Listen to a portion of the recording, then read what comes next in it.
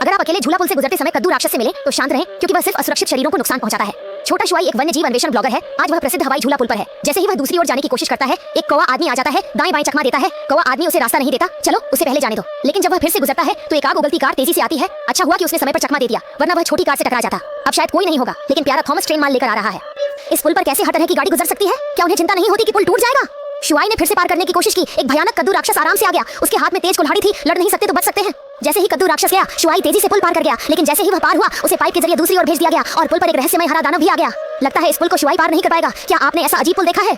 एक दुष्ट मानव तस्कर मगरमच्छ के तालाब के ऊपर लटकाया गया था और नीचे के मगरमच्छ भूखे थे। भीड़ उसे मगरमच्छों का भोजन बनाने की मांग कर रही थी। रस्सी धीरे धीरे नीचे जा रही थी। आदमी का सिर पानी के करीब था, तभी उसकी महिला साथी उसके पक्ष में तर्क कर रही थी। नीचे के मगरमच्छ अधीर हो रहे थे, एक एक कर बड़ा मुंह खोल रहे थे, जैसे उसे निगल लेंगे। भीड़ की आवाजें तेज हो गई। सौभाग्य से यहाँ के मगरमच्छ सिद्धांतों का पालन करते हैं। अगर उन्होंने जहर को देख लिया तो मुश्किलें बढ़ सकती हैं। अचानक आदमी ने रस्सी से खुद को छुड़ा लिया और मगरमच्छ के हमले से बच गया। एक जोरदार आवाज के साथ एक मध्यम आयु का व्यक्ति सबके सामने आया।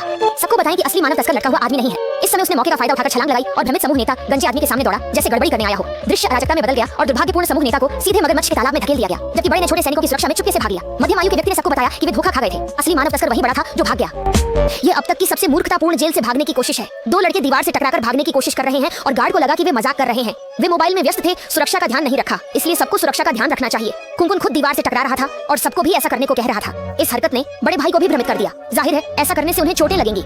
चश्मा पहनने वाला लड़का भी आहें भर रहा था, लेकिन कुनकुन ने हार नहीं मानी और फिर से दीवार से टकराने की कोशिश करने लगा। पास के कैदी उन्हें जोकर की तरह देख रहे थे। कुनकुन और उनके दोस्त की इस हरकत से फू थोड़ा चिंतित हुआ। उसने कहा कि सही तरीके से काम करें और जल्द बाहर निकलें। दोनों थक चुके थे। तभी विमान की गर्जना सुनाई दी और एक बेकाबू विमान उनके ऊपर से गुजरा।